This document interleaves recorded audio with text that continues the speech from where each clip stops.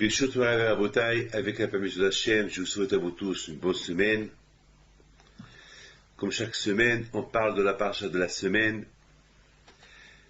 La paracha de la semaine, c'est la paracha de Vaïchi, la vie de Yaakov Abinu en Égypte. D'après nos sages, la vie que Yaakov Abinu a vécue en Égypte, c'était la meilleure vie qu'il a vécue. Les 17 ans que Yaakov Abinu a vécu en Égypte, c'était la meilleure vie. Pourquoi c'était la meilleure vie? Parce que Yaakov Abinu alav shalom, je pense qu'il a voulu lancer un message à toutes les générations à venir que on peut être en Égypte et vivre bien. Je parle de l'Égypte de l'époque où les gens à l'époque ils étaient idolâtres. Ils vénéraient le soleil, ils vénéraient les animaux. Et ce n'était pas facile pour la famille de Yaakov Abinu d'habiter en Égypte à cette époque-là. Loin de la Me'at HaMachpelah, loin de la terre sainte. C'était pas facile, hein. Mais malgré tout, Yaakov Abinu alav shalom, il a voulu montrer à toutes les générations à venir, tu vois, vous voyez, j'ai vécu en Égypte, moi qui est patriarche, moi que ma photo elle est gravée devant le trône céleste, malgré tout, voilà. En Égypte, j'ai élevé mes enfants dans la Torah, en Égypte, j'ai élevé mes enfants dans le chemin d'Hachem, et même Ménaché et Ephraïm, ils sont nés en Égypte, ils sont bien. Donc c'est, quelque part, c'est un enseignement extraordinaire que la Torah veut nous apprendre. Et Bedavka, en Égypte, Moshe Rabbeinu est né, et c'est en Égypte que tous les grands tzadikim sont nés, Aaron, Cohen, et tous les grands, Myriam, Yocheved, tous les grands tzadikim, toutes les générations qui ont reçu la Torah, ils sont nés en Égypte. Et ils ont vu des miracles, des miracles en Égypte. Ça veut dire qu'on peut être n'importe où dans le monde, et si on se soumet aux exigences de la Torah, il n'y a rien à craindre. Il n'y a rien à craindre de l'assimilation, il n'y a rien à craindre de tomber dans un piège, de l'idolâtrie, de n'importe quelle faute, n'importe quel péché. Et vivre bien, il n'y a pas de problème. Donc quelque part, c'est ça, la vie que Yaakov a vécue en Égypte, c'est ce que la Torah dit, Vaïchi. Yaakov a vécu 17 ans en Égypte. Et 17, le chiffre 17, c'est le chiffre Tov. Il a bien vécu. Tov, 17, c'est Tov. C'est-à-dire qu'il a très très bien vécu. Et je pense aussi à Yosef Hatzadik, lorsque la Torah dit que Yosef Hatzadik, il avait 17 ans, lorsqu'il a quitté ses parents. Tov, 17, c'est aussi le mot Tov, bien. Ça veut dire que je comprends très bien que Yosef Hatzadik était bien, très très bien, lorsqu'il était à côté de son père. On pouvait dire, à côté de son père, il est très très bien, il est super bien. Et surtout avec ses frères, et à côté de Yitzhak Avinu, Yosef qui était entre deux patriarches, entre Yaakov et Yitzhak, le grand-père. Il était super bien, très bien. Il pouvait grandir dans la Torah. Mais loin de lui, j'aurais pu dire qu'il aurait pu tomber. Eh bien justement, la Torah, elle nous dit que de la même façon que Yosef Hatzadik, lorsqu'il a quitté son père à l'âge de 17 ans, il a quitté son père avec toute la Torah que son père lui a enseignée en Israël, eh bien de même en Égypte, les 17 ans que Yaakov a vécu en Égypte, c'était 17 ans de spirituel, 17 ans de Torah. Ça veut dire que même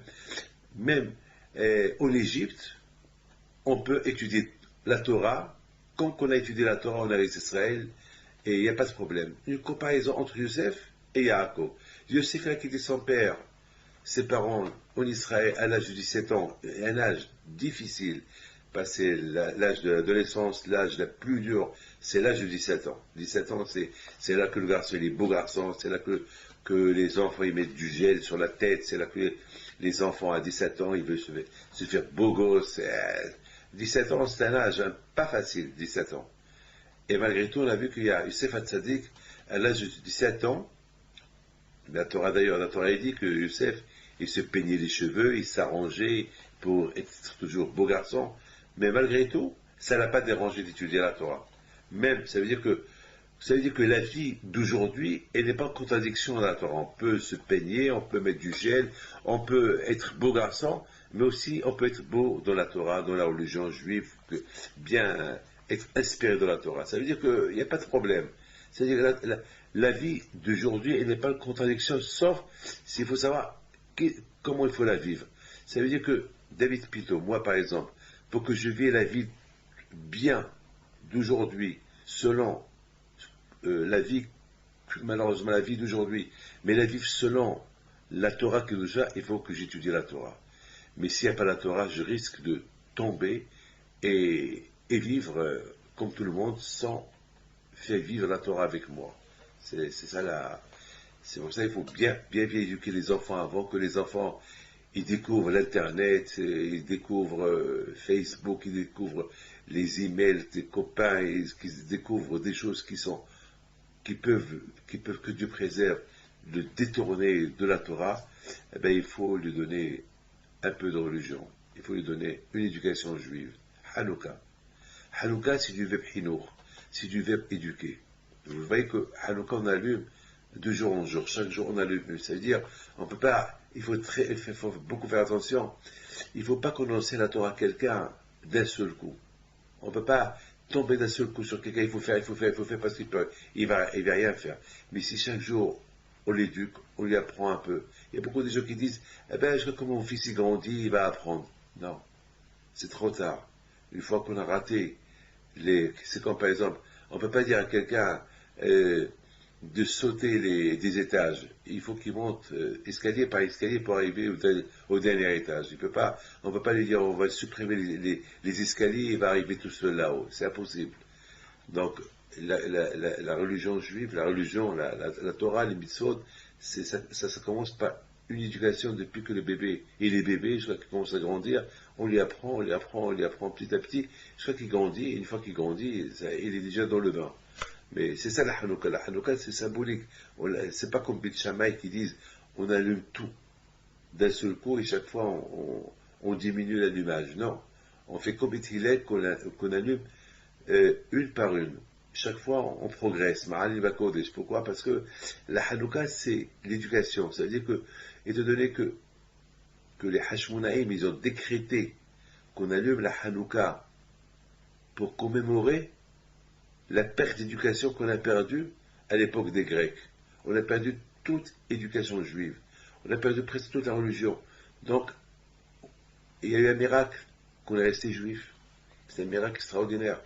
Donc, les Hashmonaïm, ils ont décrété d'allumer la Hanouka pour se rappeler, pour se rappeler que si on veut rester dans notre judaïsme et ne pas perdre notre judaïsme comme ce fut le cas à l'époque des Grecs, il faut toujours aller en progressant toute une vie, en progressant et continuer à progresser toute une vie. C'est pas avec une semaine, 2 semaines, 3 semaines. C'est-à-dire que chaque jour on progresse de plus qu'on prend de l'âge et que les cheveux blanchissent. Et il faut aussi s'éduquer jusqu'à. Il n'y a pas de limite à l'éducation juive. Il n'y a pas de limite au respect de la Torah. On peut pas être dans la Torah, on peut pas dire, d'ailleurs, c'est chaque année Pessah, c'est chaque semaine Shabbat, c'est chaque année Sukkot, c'est chaque année Purim. C'est pas une fête dans la vie. Chaque fois, ça veut dire que c'est un cercle, toujours, c'est un cercle, il n'y a pas de fin. Il faut toujours progresser. La façon comment j'ai fait Pessah cette année, l'année prochaine, je le ferai un peu mieux. Et l'année d'après, un peu mieux. Et c'est toujours, on doit aller en progressant. C'est comme dans la richesse. On ne peut pas se contenter de dire, voilà, je suis riche. Non. Toujours on dit, on a un, on veut deux, on a deux, on veut trois, on a trois, on veut quatre, on a quatre, on veut cinq. Et dans la richesse, on veut toujours progresser. De même, même lorsqu'on se marie, on a une petite maison, et après, on agrandit la maison, on ne va pas aller en diminuant la maison. On grandit, et les frais aussi grandissent. Et c'est comme ça. La vie, elle est comme ça. Donc, c'est ça l'enseignement de Hanouka. La Hanouka, c'est progresser. Savoir toujours se progresser, ne pas diminuer. C'est ça, là. Et notre émouna en Dieu est de toujours progresser et pas en allant en diminuant. Et c'est ça, Rabotaï, l'enseignement de Hanouka. Et je pense, c'est ce que Yaakov Abinu, il veut nous enseigner. Que même que je suis en Égypte, mon service à Hachem, mon travail vis-à-vis d'Hachem, ma Torah, mon étude, mon respect, le respect que j'ai vis-à-vis de Akadosh Baruch Hu, il a augmenté. C'est pas parce que l'Égypte, c'est une terre qu'à l'époque elle était impure parce qu'il y avait beaucoup de l'idolâtrie que je vais tomber de mon niveau spirituel. Non, le contraire, voilà. C'était les meilleurs moments que j'ai eu dans ma vie, c'est justement en Égypte. De l'autre côté, on voit que Youssef Hatzadik, lorsqu'il avait 17 ans en Israël, il était un grand tzaddik, il a quitté Israël lorsqu'il avait 17 ans, et 17 c'est le chiffre Tov. Tov c'est qu'il est parti avec un bagage d'Israël. Et ça veut dire que c'est pas rien qu'en Israël, que, à côté de mes parents, que je suis devenu ce que je suis devenu, même que 22 ans que j'ai quitté mes parents, j'étais en Égypte, ben je suis resté le même Youssef, qui n'a pas, que j'ai pas diminué de ma religion, j'ai pas diminué de mon service vis-à-vis de Akadosh Baruch Hu. Et c'est un enseignement extraordinaire, et Yaakov vient le confirmer. La vie que Yaakov a vécue en Égypte, c'est 17 ans. Et après, il est mort. C'est étonnant que la Torah est précise qu'il a vécu que 17 ans, et non pas 16 ans, et non pas 18 ans, et non pas 19 ans ou 20 ans, 17, chiffre 17, qui veut nous dire que même en Égypte, lorsqu'on a la Torah, on peut être là où on est, lorsqu'il y a la Torah qui s'appelle Tov, parce que la Torah s'appelle Kilka Tov Natatzelachem. La Torah s'appelle bon, Tov. Lorsqu'il y a la Torah, il n'y a rien à craindre. On peut progresser, on peut là où on est. Donc d'un côté, on voit Yosef, grâce à la Torah qu'il a pris avec lui lorsqu'il était avec ses parents, et même lorsqu'il était en exil, seul, sans parents, sans famille, sans yeshiva, sans synagogue, sans mikvé, sans rien du tout, sans manger kasher, sans kashrut, sans rien du tout, il est resté Yosef à Tzadik. Il est resté le même Yosef. Il n'a pas diminué son statut n'a pas diminué vis-à-vis de Akadosh Baruch Hu. Il est resté toujours le même Yosef à Tzadik. Et même lorsqu'il se coiffait, c'est pas une contradiction de se coiffer et être beau garçon. On peut se coiffer et être beau garçon sans contredire ce que la Torah a dit. Mais se coiffer pour être un beau garçon et contredire ce que la Torah a dit, ça c'est un problème. Et c'est la raison pourquoi tout dépend de l'éducation, comment on donne à nos enfants.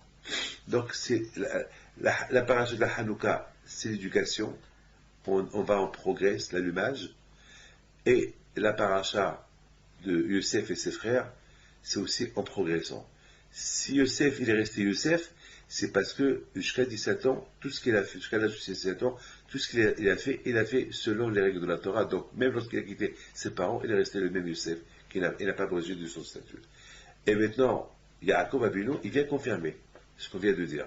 Que Yaakov, il a vécu 17 ans, même dans une terre impure de l'époque, l'Égypte. Yaakov Avinu, il a vécu 17 ans, c'est-à-dire 17 ans de Torah, 17 ans, il a vu tous ses enfants et petits-enfants, ses petits-enfants grandir dans la Torah et en Égypte, loin d'Israël, loin de la Terre Sainte. Donc c'est cette truc extraordinaire que la Torah est venue nous enseigner.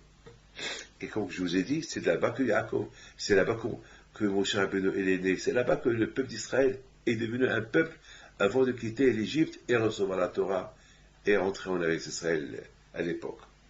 Je voudrais expliquer quelque chose. Dans la paracha de cette belle paracha-là, de Vaïchi, Yaakov, il demande à son fils, Yosef, jure-moi que tu ne vas pas m'enterrer ici. Je veux que tu m'enterres à Me'arat Marpella.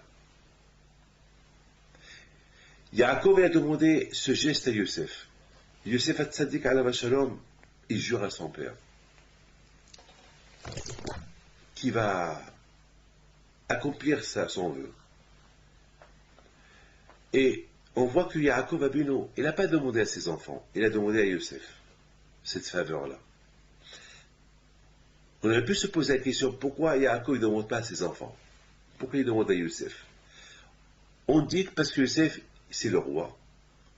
Et Yosef, il est capable d'accomplir n'importe quelle chose, parce qu'un roi, il peut tout faire. Un roi, il n'y a pas de limite chez un roi. Un roi, ce qu'il veut, il peut l'avoir. Le roi, c'est le roi. L'impossible, il peut l'avoir, parce qu'il a tous les pouvoirs dans ses mains. Et surtout Yosef, qu'il était un roi puissant en Égypte. Et Yosef, il était en même temps l'adjoint du grand roi Pharaon. Et le roi Pharaon, il aussi était soumis à Youssef, parce que il avait peur de Youssef, parce que quelque part Youssef était un homme intelligent. C'était lui qui tenait les rênes du royaume égyptien. C'est ce qu'on voit dans la Torah, au Hachalit. Donc, Pharaon, il ne pouvait pas dire non à Youssef à n'importe quelle demande que Youssef lui demande.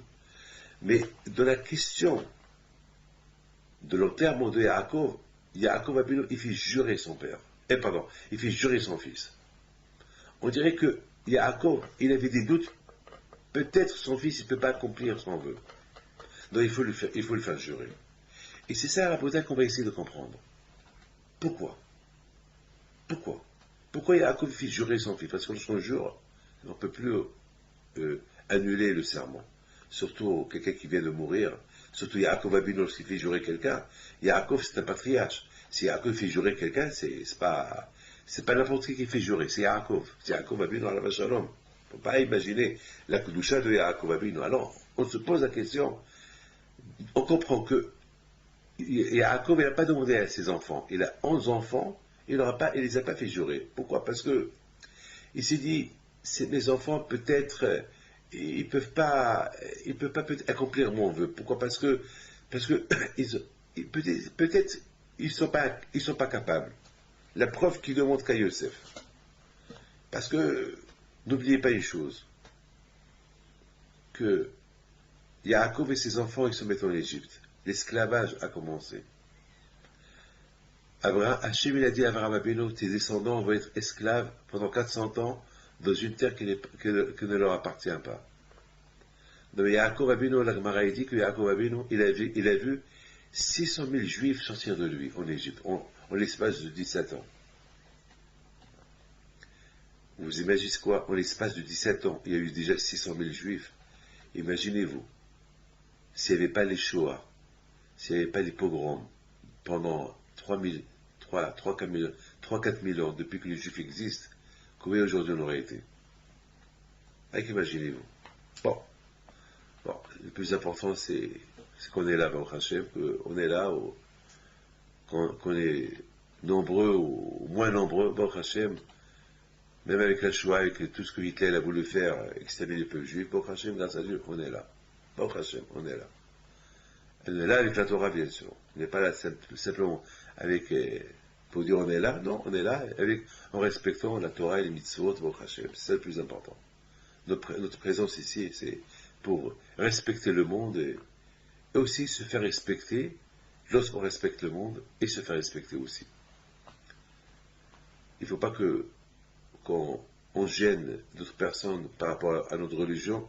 Il faut qu'on la fait bien pour que les nations ne vont pas nous prendre pour des sauvages. Beaucoup des fois, il ne faut pas les contrarier. Il faut leur faire comprendre que notre religion elle est normale et qu'elle n'est pas anormale. Et ils vont comprendre. C'est pas par la force qu'on peut faire comprendre la chose. Si Yaakov Abino alav Shalom, il a demandé à Youssef, qui était le roi de l'époque, l'adjoint au roi Pharaon, et que Pharaon il l'a nommé comme roi, c'est qu'il y a une raison. Donc on a dit que Yaakov ne pouvait pas demander à ses enfants pour une raison. Parce que peut-être ses enfants ils seront incapables d'assumer cette responsabilité lorsqu'ils meurent, ils vont le prendre en Israël enterré, à Me'arat HaMarpela. Donc il a demandé qu'à Youssef. Je pense que la raison, elle est la suivante.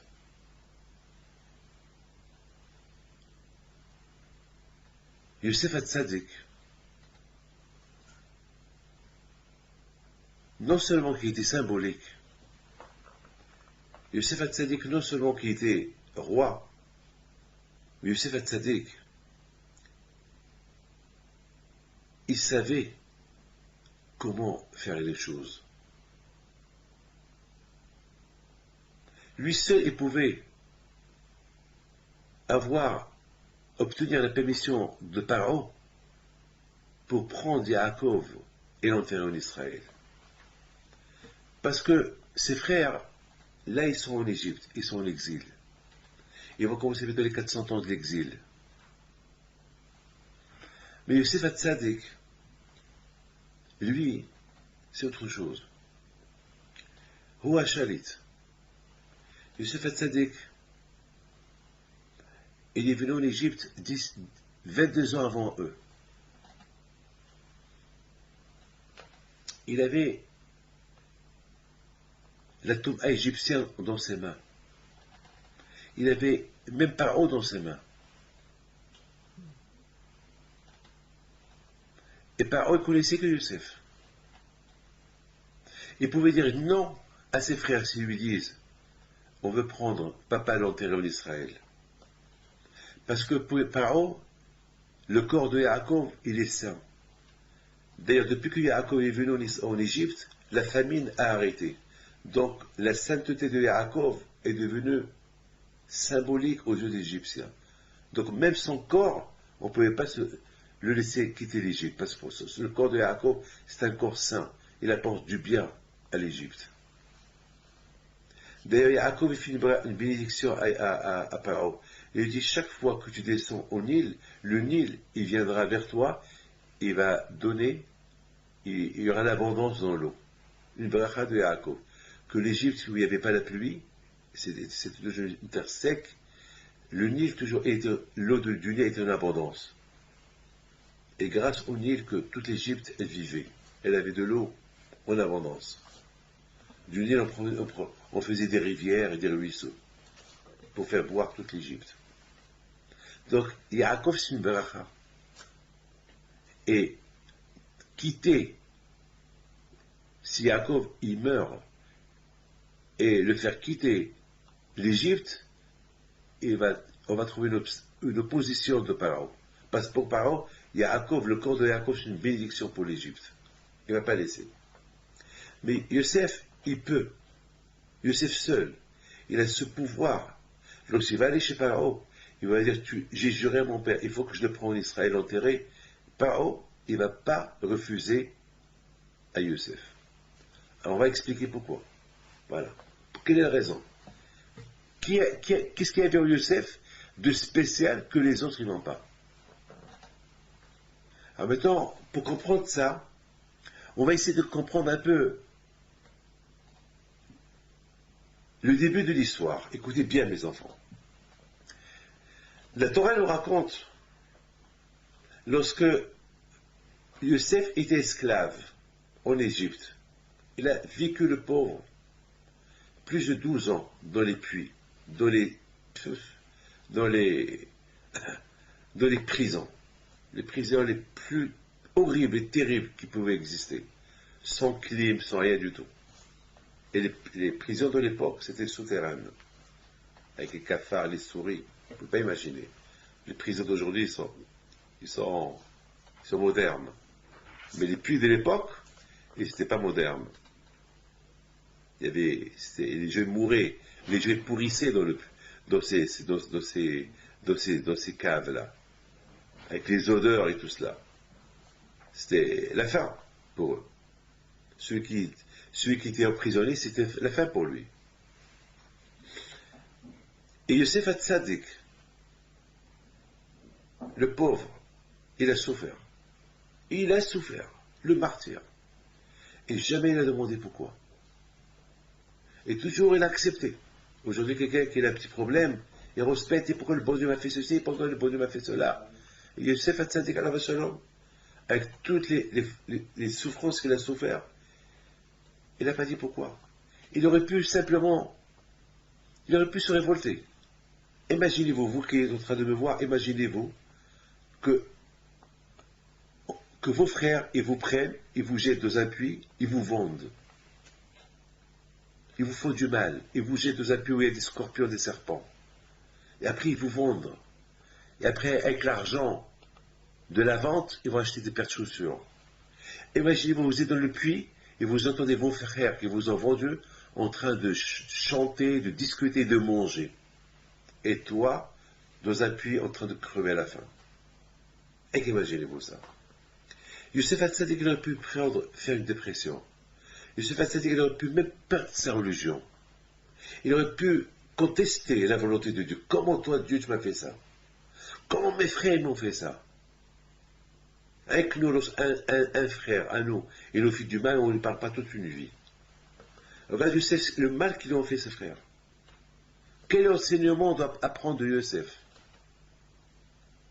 Et je crois que c'est ça la raison pourquoi la Torah nous a écrit cet enseignement-là. Avec tout ce que Yosef, il a pu avoir, il a reçu comme mal de ses frères, non seulement qu'il n'est pas tombé en dépression, non seulement qu'il ne s'est pas vengé d'eux, mais il a accepté le joug de lui. Il a dit ça, c'est Hachem qui a voulu.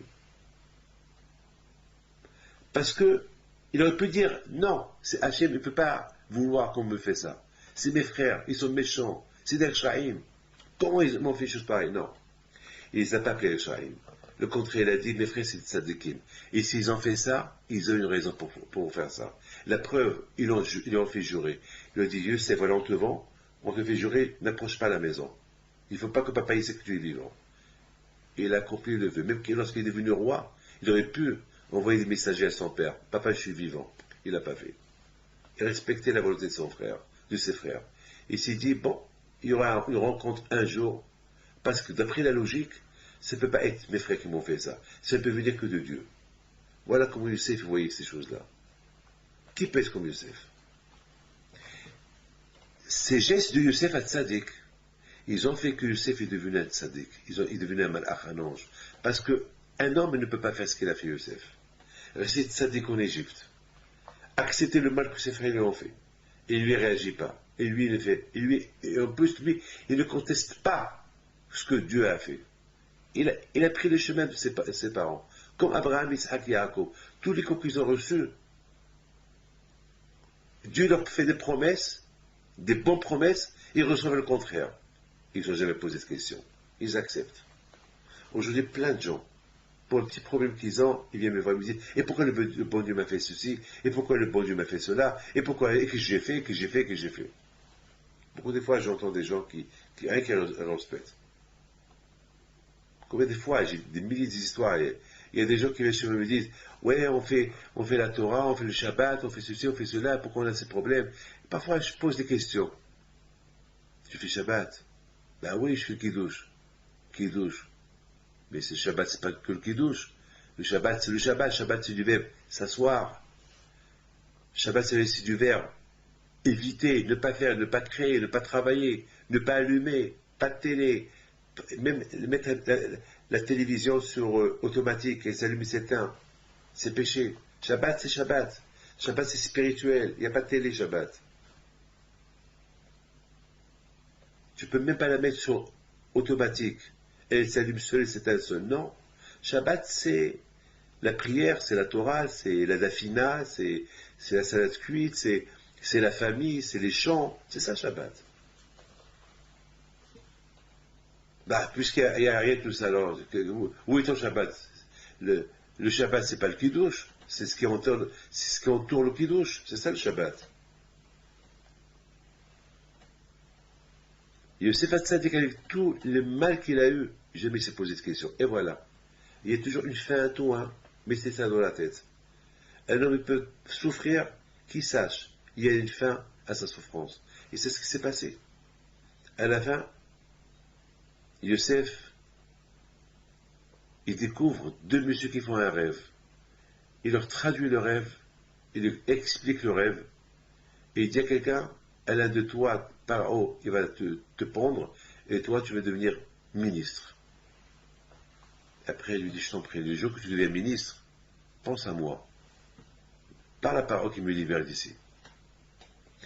C'est une chose qu'il a fait Yosef, qui lui a coûté cher. Parce que, quand il dit à Yosef, si je t'ai amené ces deux gens-là, pour qu'ils font un rêve, pour qu'ils te racontent le rêve, et tu leur traduis le rêve, et que ça va se réaliser le rêve, c'est ça qui va faire que tu vas être libéré. Pourquoi tu leur demandes de parler du bien de toi à Paro, pour que tu sois libéré? Non, il ne fallait pas le faire. Puisque tu as fait ça, alors tu restes encore 2 ans en prison. Mais le pauvre Youssef, il a fait ce qu'on appelle Ishtadlout, il a fait un effort. Vous savez toujours, moi-même, David Pitt, lorsque j'ai un problème, j'essaye de trouver des connaissances pour me pistonner. Ça ne veut pas dire que j'ai pas confiance en Dieu. Et il faut faire aussi un effort. Il ne faut pas toujours compter sur les miracles. Ben, on aurait pu dire c'est ce que Yosef il a fait. Mais Hachem, il reproche à Yosef que tu n'avais pas besoin de faire cette, cette,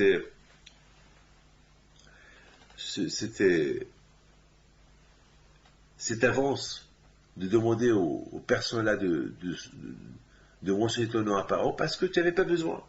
Parce que si j'ai amené ces deux personnes jusqu'en prison, c'est pour t'aider. Donc, reste à 100% et confiance en Dieu, et confiance en moi. Mais le fait que tu dis à ce ministre du jour qui quitte l'Égypte et que ça va se réaliser la traduction du rêve que tu l'as expliqué, donc le fait qu'il va dire à Paro, il y a un juif, ça veut dire que c'est lui qui t'a libéré, ou c'est pas qui t'a libéré, c'est pas Hachem. Donc, Akash lui dit non, tu vas rester encore 2 ans en prison, comme ça tu sauras que lorsque tu vas quitter la prison, c'est moi qui t'ai libéré, et c'est pas Paro qui t'a libéré, et c'est pas ce ministre-là qui est devenu ministre-là, par rapport au bien que tu lui as fait, par connaissance, il va dire il va te pistonner chez Paro, pour qu'il te libère. Non, il faut que tu saches, c'est moi qui a voulu que tu viennes en Égypte, c'est moi qui t'a fait toutes ces souffrances-là, que tu as acceptées avec joie, et c'est moi qui vais te libérer. C'est pas Paro qui va te libérer. Voilà. Regardez, quand je vois au cours, lorsqu'il voit que je vois un tzaddik qui réduit sa foi en lui, ou qui réduit son espérance en lui, sa émouna et son bitachon en lui, quand je vois le punit. Parce que le tzaddik, il dépend de la Kadosh Baruch Hu, il ne dépend pas d'autre chose. Il y a quand on doit faire un effort, il y a quand laisse Hachem faire l'effort. Il y a beaucoup d'efforts, on voit qu'on n'a pas besoin de faire l'effort, c'est Hachem qui fait l'effort. Surtout dans le cas de Youssef, voilà. Ces deux personnes-là qui font un rêve, qui se ministrent chez Paro, la façon qu'on leur a traduit, ça va se réaliser, 100%. C'est ça qui va faire que il va quitter la prison. Parce que s'il n'aurait rien dit à ce monsieur-là, il aurait dit à Paro, tu sais, Paro, c'est grâce à un juif qui est en prison que j'ai été libéré parce que voilà ce qu'il nous a raconté. Et Paro, il va entendre ça, il va le libérer, il va le mettre, il va devenir ce qu'il devait devenir. Voilà la bouteille. Et parce que Youssef, à Tzadik alav shalom, parce qu'il a demandé, il a fait un effort, quand je lui a dit, il ne fallait pas le faire. Cet effort-là va te coûter cher. C'est-à-dire que de là, on apprend combien le juif, il doit avoir confiance en Dieu, il doit avoir bitachon en Akadosh Baruch Hu. Mon père alav shalom, c'est ce que j'ai appris de lui. Toujours mon père alav shalom, toute sa vie, c'était vraiment, on a appris de mon père la foi, l'aïmouna en Dieu. C'est ce qu'on a, on a beaucoup appris ça. De chacun de mes rabbins, j'ai appris quelque chose. Mais de mon père, j'ai appris la foi, l'aïmouna en Dieu, la foi en Dieu. Comment tout le temps il parle de Dieu, Dieu, Dieu, Dieu, Hachem, Hachem, Hachem. Et mon père ne voulait pas, mon père, 40 ans, il n'est pas sorti dehors. Il ne travaillait pas, mon père. Il n'importe quelle chose qu'il voulait, il allumait une veilleuse. Il priait à Hachem. Et ce qu'il demandait, il le recevait. Ce qu'il demandait, il le recevait. Mes amis, mon père, il vivait Hachem. Il vivait toujours avec Akadosh Baruch Hu. Il vivait la Torah. Il vivait. C'est des choses qu'il a ancrées en nous. Je voudrais vous rappeler une chose extraordinaire. Une fois, mon père, alav shalom, il était en train d'allumer les veilleuses. On est dans la période de la Hilula d'un grand tzaddik au Maroc qui s'appelle Rabbi David Mevarouch alav shalom. Une fois, mon père était en train d'allumer les veilleuses des tzaddikim avec l'huile. Et après, lorsqu'il voulait allumer la veilleuse de Rabbi David Mevarouch alav shalom, il n'avait plus d'huile. Donc il allumait avec la bougie. La bougie, elle tombe. Mon père, il la ramasse, il la rallume. Elle retombe sur lui, elle le salit. Et mon père, il en a voulu à Rabbi David Mevarouch, qu'il est mort il y a 150 ans. Et il parle avec lui. Il dit, moi, j'allume une bougie à ta mémoire, et c'est ça ce que tu me fais, tu me salis. Je me brûle les mains, je me salis, la bougie tombe sur moi. C'est-à-dire que mon père, il a vu en ça un geste qu'il fallait qu'il comprenne. C'est pas, vous savez, aujourd'hui, tout ce qui arrive, on dit, bah, c'est une coïncidence. Chez mon père, non. Mon père, il n'y avait rien de coïncidence. Mon père, s'il tombe, il y a une raison pourquoi il est tombé. S'il perd quelque chose, il y a une raison pourquoi il a perdu. Et s'il gagne quelque chose, il y a une raison. C'est pas quand aujourd'hui c'est de l'acquis. Non. On tombe, on ne parce qu'on a glissé sur une peau de banane. Non. Pourquoi tu n'as pas vu cette peau de banane? Tu aurais pu la voir. Pourquoi tu ne l'as pas vue? Donc il y a une raison. Ah oui, il y a une raison.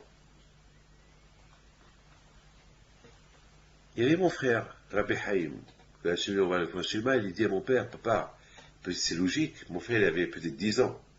Il dit, papa, c'est logique. Tu allumes tous les tzadikim avec l'huile, et lui, tu l'allumes avec une bougie, c'est pas kavod. L'huile, c'est hachouv, lui, c'est la meilleure allumage. La Hanouka, c'est avec l'huile. La veille Shabbat, c'est avec l'huile. Bien sûr, toute l'huile est cachée, mais l'huile pure, c'est ça, c'est ça le vrai allumage. Mon père, il dit, bon, tu as raison, peut-être tu as raison, alors va achète-moi l'huile. Mon frère, il va lui acheter l'huile, et il allume la veilleuse de Rabbi David Baruch avec l'huile. Et mon petit frère, il dit à mon père, bah, 100% le tzaddik, il est content de toi. Il doit être content maintenant. Et 100%, les mecs qui ont brûlé, tu vas recevoir beaucoup d'argent, tu vas recevoir beaucoup de dons, et le costume qui s'est sali, tu vas recevoir un costume. Mon père, il a commencé à rigoler. Je me rappelle, il rigole. Il dit à mon frère, allez, va à l'école, va, tu ne vas pas devenir maintenant prophète ici, allez, va à l'école. Il va à l'école, et mon père, Alav Shalom, il nous racontait toujours cette histoire-là. Il nous disait que jamais il a gagné autant d'argent comme ce jour là-bas. Autant d'argent, jamais, des dons, jamais il a gagné autant d'argent. À tel point que, on lui a demandé ce jour, on a osé lui dire papa, ce jour là-bas, papa, donne-nous un peu d'argent. Aujourd'hui, tu as gagné pas mal. Donne-nous, surtout mon frère, c'est lui qui t'a prédit ce que tu gagnes, alors donne-lui un peu plus. Mon père, Alav Shalom, lorsqu'il a fermé la porte la nuit, il vient chez mon frère et lui dit, Haïm, t'as raison, j'ai gagné beaucoup d'argent aujourd'hui par rapport aux mains qu'ils ont brûlées, mais le costume. Alors mon frère, je ne sais pas ce qu'il a répondu, il a dit, bon papa, tu sais, hein, peut-être demain. Il a dit non. Si le tzaddik devait me payer, c'est aujourd'hui. Et maintenant je ferme la porte. Et lorsqu'on peut fermer la porte, la maison, ça veut dire que ça y est, c'est l'heure d'aller faire dodo. Et voilà, la bouteille, vers minuit, ça tapait à la porte. On avait l'habitude d'entendre de temps en temps les gens qui venaient taper à la porte. Mais que si c'était vraiment urgent. Parce qu'il savait que lorsque mon père, la maison de Rabbi Hibbule était toujours ouverte toute la journée. Tout le monde le sait. Mais lorsqu'elle ferme, c'est qu'il y a une raison pourquoi elle ferme. Et le soir, elle ferme. Parce que le méla, lorsqu'il se vide, ça y est, c'est la fermeture de la maison. Alors, personne n'ose venir. Mais parfois, il y avait des cas graves. Les gens venaient taper à la porte pour une bracha chez mon père. À l'époque, vous savez, il n'y avait pas encore des hôpitaux, il n'y avait pas, que Dieu préserve, beaucoup de femmes qui étaient enceintes et que c'est pas comme aujourd'hui, il y a pas césarienne. À l'époque, c'était très dangereux les accouchements et il y avait des maladies et tout. Hein. C'est pas comme aujourd'hui, qu'aujourd'hui, tout de suite, il y a l'ambulance qui vient. Non, à l'époque, les gens, ils accouchaient chez eux à la maison. D'ailleurs, nous, toute ma famille, presque mes 6 frères et sœurs, on est tous nés à la maison de Rabbi Hibbule, pas à l'hôpital. Hein. C'est-à-dire qu'on était en danger. Hein. D'ailleurs, moi, j'allais mourir et j'allais même tuer ma mère en m'accouchant. C'est pour ça qu'elle m'a appelé David, parce que mon père, Alav Shalom, il priait Hachem, il lisait Tehillim. Il lisait Tehillim, qu'il a écrit David Ameller. Et je m'appelle Hanania parce que il y a un tzaddik au Marrakech qui s'appelle Rabbi Hanania Cohen, un grand tzaddik qui est enterré à Marrakech, et que mon père, je pense qu'il a évoqué son nom. Donc nous tous, on est nés avec des noms de tzaddikim. Et aussi, je suis nommé sur Rabbi David Ben Baruch, dont je suis en train de vous raconter l'histoire. Donc ça veut dire que nous, c'est pas comme je l'appelle Pierre, Paul, Stéphane, Stéphanie. Il y a chaque nom que nos parents nous donnaient, c'est par rapport à une histoire, par rapport à un tzaddik. C'est pas on prend le calendrier ou bien on prend un livre des noms et on cherche Rudy et tout ça. Non. C'est pas ça. Il faut une raison, on peut pas. Et surtout, il faut avoir un nom juif. C'est important. Alors, tous ceux qui m'écoutent qui n'ont pas un nom juif, il faut qu'ils voient avec le rabbin d'avoir un nom juif. C'est très important. D'ailleurs, un nom, c'est important. Très important, un nom juif. Ben, vous pouvez avoir tous les noms que vous voulez, mais un nom juif, c'est très important. Ce que j'admire chez beaucoup des... Je ne veux pas rentrer dans... Que ce que j'admire sur nos parents en Égypte, la raison pourquoi ils ont été libérés de l'Égypte, parce qu'ils n'ont pas changé leur nom. Ils ont gardé leur nom hébraïque. C'est pas qu'ils ont changé leur nom. Ils n'ont pas changé leur nom. C'est l'une des raisons pourquoi ils ont été libérés de l'Égypte.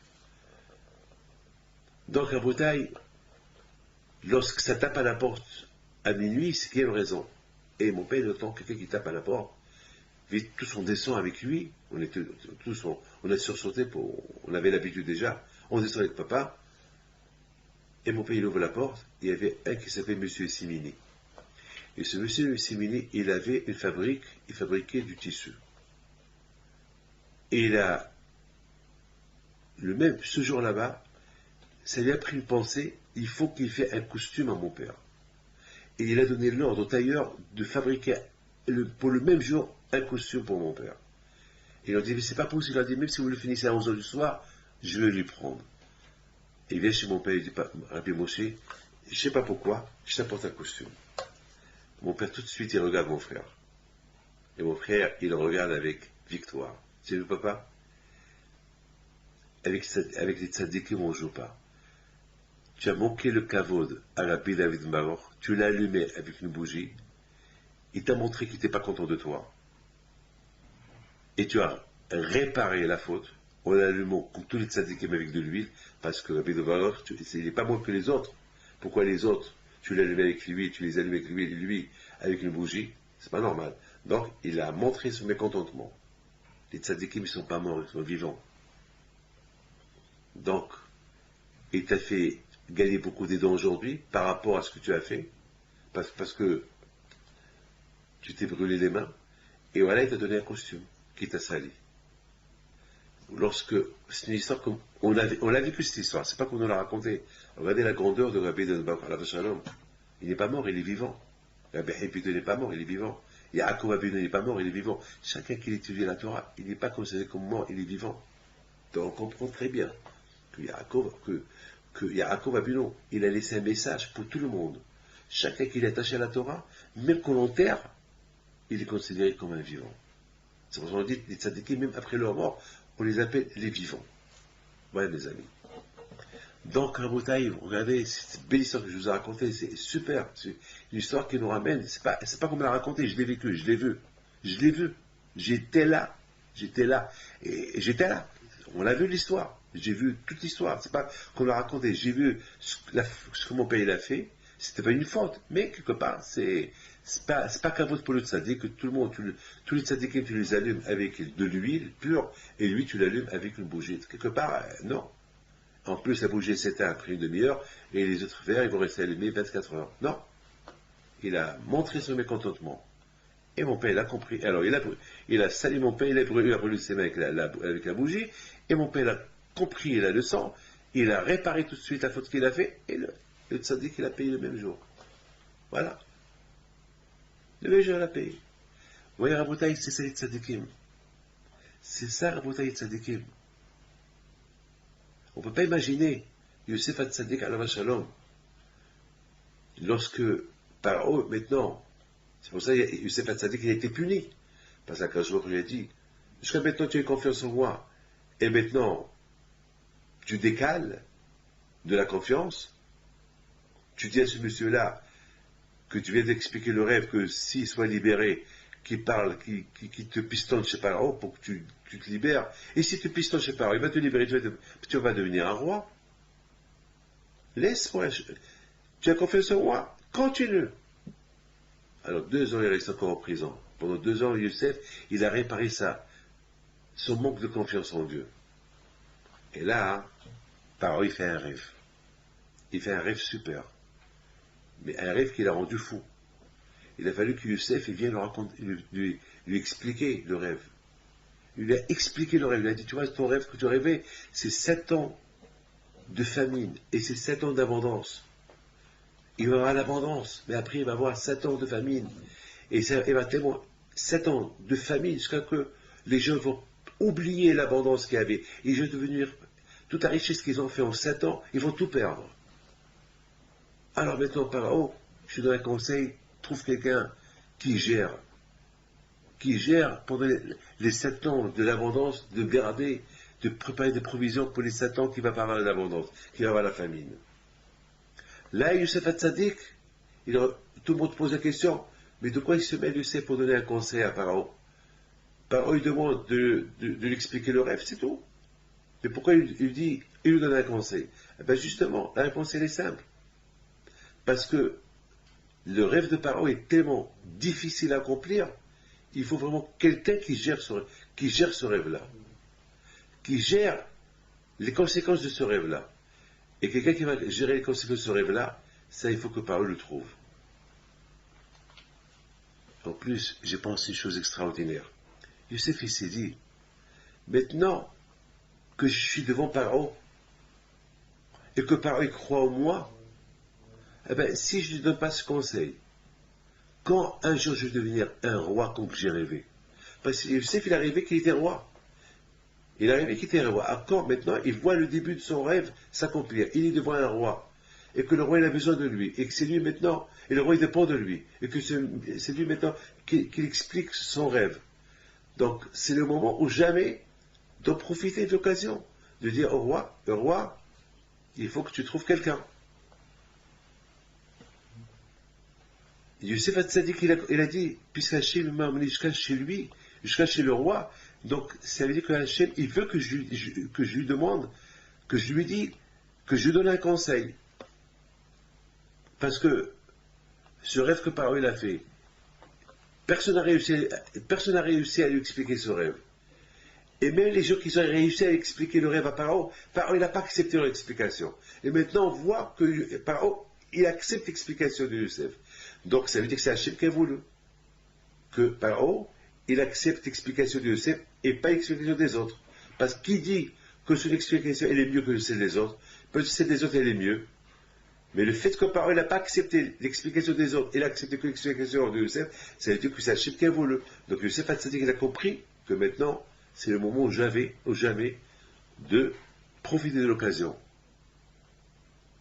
D'accomplir, parce que c'est Hachem qui veut que d'après les rêves que j'ai rêvés il y a quelques années, ça veut dire que Hachem, il veut que je devienne un jour un roi. Donc, si maintenant, je ne m'impose pas, et je ne dis pas à Pharaon, cherche une personne qui va s'occuper pendant les 7 ans de l'abondance pour stocker le manger, qui va pouvoir gérer ça? Ou je suis le seul qui peut gérer ça? Youssef dit. Donc c'est la raison pour laquelle Youssef lui a donné un conseil à Pharaon. Mes amis, de là on apprend quand il faut laisser les mains entre les mains de Dieu, et quand Dieu il veut que tu prennes les choses en main. Il y a des choses il faut les laisser entre les mains de Dieu, d'Hachem. Et Hachem s'en occupe. Il y a des choses qu'il veut que maintenant toi tu t'en occupes. Parce qu'il y a des choses que Dieu ne peut pas tout faire. Parce qu'il y a des choses que Dieu peut faire, des choses que nous ne voit pas, lui il les fait, mais les choses qu'on voit, à toi de les faire. Ben, ça c'est le travail. Mais lorsqu'on est attaché à Dieu, on ne se trompe pas. On sait qu'est-ce que Dieu veut de nous, et on sait qu'est-ce que Dieu il veut de nous. Et qu'est-ce que nous on peut faire par nos propres moyens, sans être en contradiction avec la Torah, et que ce qu'on doit laisser entre les mains de Dieu. Et c'est à Dieu de s'en occuper, pas à nous de s'en occuper, à Dieu de s'en occuper. Voilà la bataille, la belle histoire de la rencontre de Youssef et Pharaon. Et finalement, Pharaon il dit à Youssef, j'admire comment tu m'as expliqué le rêve, je l'accepte, et non seulement que j'accepte, je ne peux pas trouver un monsieur mieux que toi. C'est toi qui es devenu un roi à ma place. C'est toi, pas à ma place, ça veut dire à côté de moi. Et c'est toi qui vas gérer ces 7 ans d'abondance pour pouvoir stocker des provisions, de quoi faire manger le monde entier pour donner 7 ans de la famine. Alors, mes amis, la question se pose. Qu'est-ce qui s'est passé exactement? Comment Pharaon, il a cru à Youssef plus que les autres? Pourquoi Pharaon, il n'a pas dit, mais c'est un charlatan, il dit n'importe quoi pour que je le libère? Comment ça se fait que Youssef Hatzadik, il est rentré dans le corps de Pharaon? Et que le Pharaon, il a dit, oui, tu vois, vous voyez tout, tout son entourage, vous voyez, il a une intelligence divine. Regardez, il parle comme un dieu. C'est un homme de Dieu. Mais vous voyez, il a l'image de Dieu. Il a ce qu'on appelle Tselem Elokim. Chaque personne, il a l'image de Dieu. Mais malheureusement, on ne voit pas cette image-là. Les tzadikim, on voit sur eux l'image de Dieu, les tzadikim. Et par ok, les rachats, qu'est-ce qu'il dit? Lui, il voit l'image de Dieu. Qu'est-ce qui s'est passé? Pourquoi il n'a pas pris pour un charlatan? Non, il a cru en lui. Vous savez, à c'est quoi la raison? La raison, elle est simple. Un tzaddik, tu vois ça sur son visage. Paro, il n'a pas oublié que chez lui à la maison, il y avait une fois Sarah et Ménon. Sarah et Ménon. N'oublie pas que Sarah a été prise. Abraham a vu il y a quelques centaines d'années, il était en Égypte avec Sarah. Et Paro, il a pris Sarah. Il voulait avoir des relations avec elle. Il n'a pas réussi. Il n'a pas réussi. Le malach, l'ange, il est venu frapper le Paro. Et voilà maintenant, il voit Youssef. Il voit en Youssef. Il a su qu'il est juif. Il a su qu'il est le petit-fils de Sarah et Ménon. Qu'est-ce qu'il voyait en Youssef? Il voyait Sarah.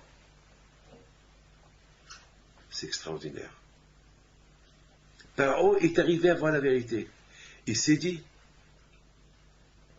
ce Youssef qui est en face de moi, il est en train de me parler, il m'a bien expliqué le rêve. Il ne demande pas une récompense du rêve qui m'a traduit. Il ne demande rien du tout. Et maintenant je te dis, j'ai fait un rêve. Qu'est-ce que Youssef il dit à Paro?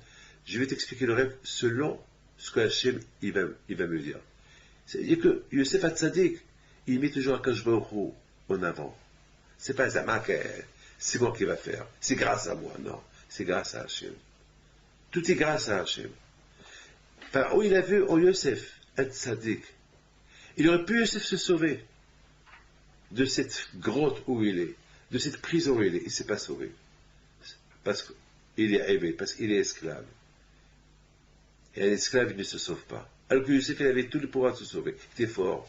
Et en plus, il a été pris pour rien. Il n'y avait pas de raison pour être esclave. Et Youssef, il est resté esclave. Tout ça, par où il voit cette sainteté de Youssef. Il a été pris par cette sainteté. Il a été, même Pharaon, même celui qui était anti-Torah, anti-religion, anti-tout, qui ne croit pas en Dieu, il se prenait pour un Dieu. Il a été séduit par l'honnêteté de Youssef Hatzadik. Il sera qu'il avait en lui l'image de Dieu. Donc, maintenant, on répond à notre question. Pourquoi Youssef était seul capable d'aller chez Pharaon? Et Dieu dit à Pharaon, il faut me laisser prendre mon père, l'enterrer en Israël. Pourquoi? Parce que lorsque Pharaon il voyait Youssef, il voyait dans Youssef l'image de la vérité. Youssef, il aurait pu voler pendant les 7 ans de sécheresse, lorsqu'il y avait la famine en Égypte, il aurait pu remplir ses poches avec tout l'argent qu'il a gagné. Mais Youssef, tout l'argent qu'il gagnait, il a donné à Pharaon. Voilà Youssef. Donc Youssef, c'était le symbole du Hémet, le symbole de la vérité. Donc lorsque Yaakov, il savait ça, on dit Titel Hémet Yaakov. Yaakov, c'était le symbole de la vérité. Et Youssef aussi, il a hérité cette symbolique de son père Yaakov, la vérité. Donc, Yaakov, il a dit, il n'y a que toi que lorsque tu vas aller chez Pharaon, tu vas dire à Pharaon que j'ai un ordre de mon père d'être enterré en Israël, à Marat, à Merpela, à toi il va t'écouter. Parce que tes frères, malheureusement, ils sont des grands tzadikim, mais un peu ils m'ont menti. Ils m'ont caché qu'ils t'ont vendu. Donc, même qu'ils ont fait ça avec la permission de Dieu, mais ils ont triché. Ils ont pu tricher. Dans la vérité, ils ont triché. Donc, ils ne peuvent pas séduire Pharaon. Ils ne peuvent pas séduire Pharaon de leur donner la permission de m'enterrer. Mais à toi, dès qu'il te voit, il va vous voir en toi. Comme ce qu'il a vu en toi il y a quelques dizaines d'années, lorsque tu as expliqué le rêve, et tu as expliqué le rêve, et il a vu dans ton rêve la vérité, et qu'il a été séduit par ton rêve, par l'explication de ton rêve, et qu'il t'a donné l'Égypte entre tes mains. Jusqu'à maintenant, le monde entier est entre tes mains. Donc toi seul, tu es capable de séduire Pharaon, de me laisser partir, de me laisser être enterré en Israël. Voilà la vérité. Lorsqu'on est pris par la vérité, lorsqu'on vit la vérité, eh bien, tout autour, il est bien. On vit la vérité. Il n'y a rien à craindre. Tout ce qu'on fait, Akash Baruch Hu, il écoute. Mais lorsqu'on vit dans le mensonge, lorsqu'on sait que ça, c'est pas vrai, et on le fait, ah ben, malheureusement, c'est un problème. On sait très bien que c'est péché de faire telle et telle chose, et pourquoi on le fait? Pourquoi des fois, on sait, ça, c'est péché de le faire. Pourquoi on le fait? On sait que c'est péché. D'ailleurs, à Kippour, on fait teshuva. On fait pénitence, Hachem pardonne-moi. Pourquoi tu le fais? Alors tu vis dans le mensonge. Lorsqu'on vit dans le mensonge, même si on fait teshuva, c'est un défaut. Il faut arriver à faire une teshuva sans recommencer encore une fois. C'est ça la bouteille Youssef Hatzadik. Youssef Hatzadik a représenté le Hémet, comme son père, la vérité. Vois la vérité. Youssef Hatzadik était attaché à la vérité, et parce qu'il était attaché à la vérité, c'est ce que son père lui dit. Puisque, c'est quoi? Tu vas faire avec moi un service vrai, comme toi. Comme que toi, tu es un homme Hémet, tu es un... Alors, reste dans ton Hémet, reste dans la vérité. Lorsque je meurs, je ne veux pas que c'est tes frères qui s'occupent de moi, je veux que c'est toi qui s'occupe de moi. Oui ou pas? Il a dit oui. Une fois qu'il a dit oui, il a juré. Alors, maintenant, on peut se poser la question pourquoi il a fait jurer. Bon, c'est ça les tzadikim. Les tzadikim, ils sont comme ça, parce que depuis que tu es tzadik, le satan il est fort. Donc il a fallu que Yaakov Abinu, il fait jurer Yosef Hatzadik. C'est pas parce que Yosef Hatzadik, lui qui est le symbole de la vérité, il allait tricher. Non. Mais malheureusement, de plus qu'on est tzaddik, de plus que le satan il est fort, et lorsqu'on jure, lorsqu'on fait un serment, alors, même si le satan il est très fort en nous, on sait qu'on a fait un serment, alors avec le serment, on combat le satan, parce que le serment il nous aide à combattre le satan. La bataille, c'est ça le cours que je vous ai préparé. J'ai beaucoup de choses à vous dire. Mais si je continue à vous parler, c'est l'infini. C'est l'infini. Une seule chose à voter, je voudrais vous dire. Une seule chose. La Torah, elle s'appelle Emet. Et lorsqu'on est dans la Torah est numéro Emet. Mais il faut rester dans le Emet. On ne peut pas rester dans le Emet et tricher. C'est pas bien. On ne peut pas être comme ça et comme ça. Et c'est la raison pourquoi lorsque on allume la Hanouka, on l'allume en progressant. On n'allume pas en reculant, on l'allume en progressant. Et lorsqu'on allume la Hanouka en progressant, on progresse.